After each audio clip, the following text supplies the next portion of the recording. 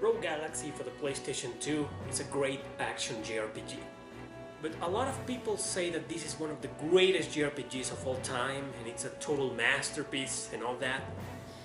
I disagree by a little bit because even though I considered it to be a great game, even though I finished the game and I liked it, it made me rage quit a couple of times. Well, not rage quit, let's just say it was more like fed up quit. Like I was playing the game and every once in a while I got, pretty fed up, pretty sick of it, like, oh Jesus. And why? Well, that's because it has a lot of random encounters and the dungeons are sometimes too long. And if we add the fact that this is a pretty hard game, yes, every once in a while you just need a break and go play something else. So let us venture into this beautiful masterpiece that a lot of you consider to be your favorite game, your favorite JRPG, and I'm not against any of that, like I said. So let's begin this review and explain to you, in my opinion, why this game is not that great. Okay, so welcome to my Rogue Galaxy review. First things first. When we play the game, when we put it on the PlayStation 2 and we start the game, this screen appears to us. It's a resume of the story. And what does it remind you of? Star Wars, right? Yeah, the game is futuristic, it's about galaxies and corruption between governments and creepy organizations, etc. And I will say that the game is influenced by Star Wars, but they just have nothing to do with each other, really. And so the first thing we look at after that is the graphics, the cinematics right here. As you can see, they're beautiful, and we notice the cel shading style, which is awesome. I am a fan of that style. This game was made by Level 5. You probably know Level 5 for their masterpiece Dragon Quest VIII, which in my opinion is the best Dragon Quest ever, also for the PlayStation 2. This game has a good story, it's a very decent, it starts a little cliché because the protagonist, Jaster Rogue, he dreams about being a space pirate.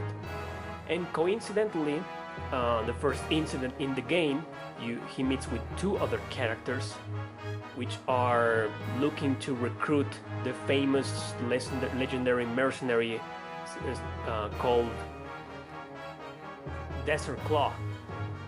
And these two guys you see here, they're robots. And well, look at one of the robots. He will remind you of a certain older robot from Star Wars, right? Anyway, too many references to that famous movie saga. In any case, the point is that they confused Jaster, the main character, for Desert Claw. So they recruit him and they invite him to become a space pirate working for a big pirate, I don't remember the name. And Jaster becomes very excited, and so the quest begins. It's a quest about going around galaxies from the entire universe, etc. It's a great game, so I think the strong points of this game are the graphics and maybe the gameplay. But I have a problem with the gameplay because I think the concept of the game is what people praise, and I understand that. Cel shading, it's an action JRPG, you go around with your party members, as you can see right now. But there's two fatal flaws in this game. They don't ruin the experience, but they make it a little less enjoyable than it should have been.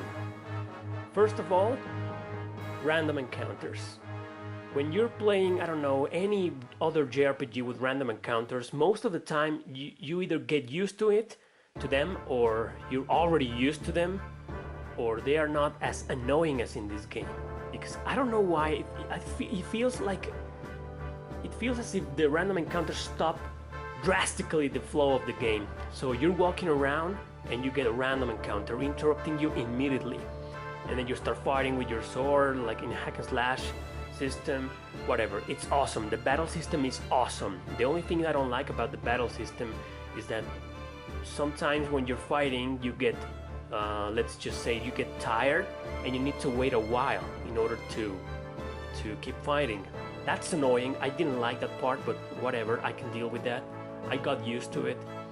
The game is really hard, so if you consider the following two things, you might agree with me, maybe.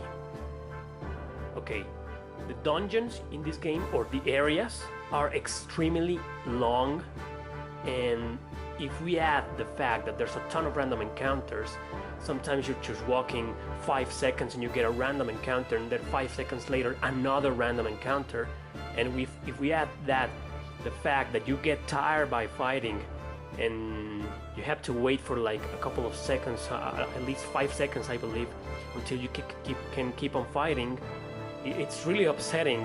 I mean, I think that's a flaw of the game. It shouldn't have been made that way, because in my opinion, it's just stupid. Come on. It ruins the flow of the battle, and it ruins the flow of the gameplay. And the camera also is not that good. It's also a defect, but you get used to it, you can handle it, and overall at the end, it's a wonderful game. Okay, so those are my only complaints. Or other than that, it's a wonderful game. So guys, thanks for watching. I hope you enjoyed it. See you next time.